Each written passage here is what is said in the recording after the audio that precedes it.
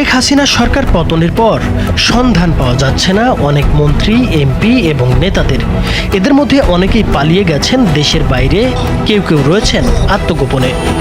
পালাবো না, প্রয়োজনে ফখরুল সাহেবের বাসায় গিয়ে উঠবো, কি জায়গা দেবেন?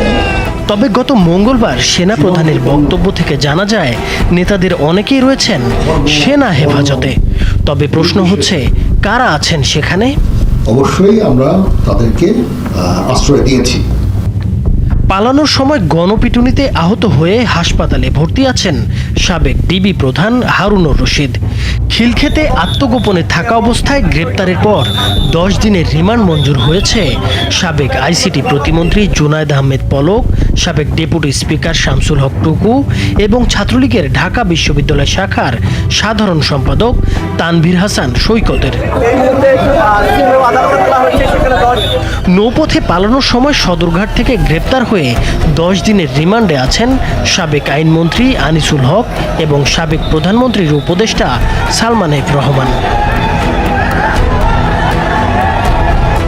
গ্রেপ্তার হয়েছেন ঢাকা মহানগর শাখার সাধারণ সম্পাদক রিয়াজ মাহমুদ। এছাড়া বিমানবন্দর থেকে সাবেক পররাষ্ট্রমন্ত্রী হাসান মাহমুদকে আটকের খবরও পাওয়া গেছে।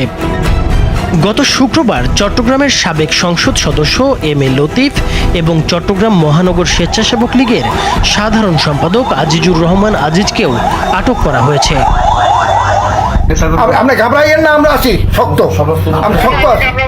শেখ হাসিনার সঙ্গে ফোনালাপের দাবি করা বরগুনা জেলা আওয়ামী লীগের সাধারণ সম্পাদক ও জেলা পরিষদ চেয়ারম্যান জাহাঙ্গীর কবিরকেও আটক করেছে পুলিশ।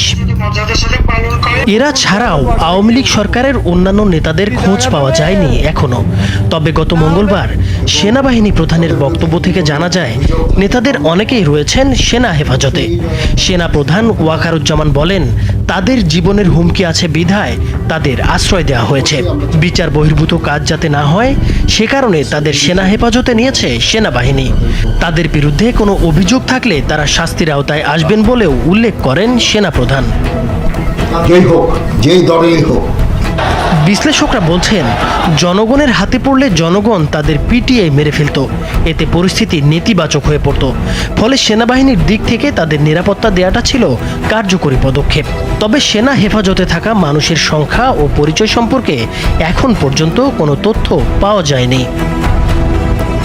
গোপালগঞ্জে সেনাবাহিনীর উপর হামলা ও গাড়ি পোড়ানোর বিষয়ে সেনাপ্রধান ওয়াকারুজ্জামান বলেন, সেটা ছিল একটা ভুল বোঝাবুঝি। পরিস্থিতি এখন একেবারেই শান্ত।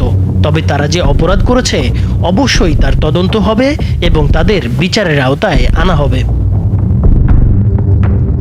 দেশের 20টি জেলার 32টি জায়গায় সংখ্যালঘুদের ওপর হামলা হয়েছে। এসব অরাজকতা যারা করেছে তাদেরও শাস্তির আওতায় আনা হবে বলে জানান সেনাপ্রধান।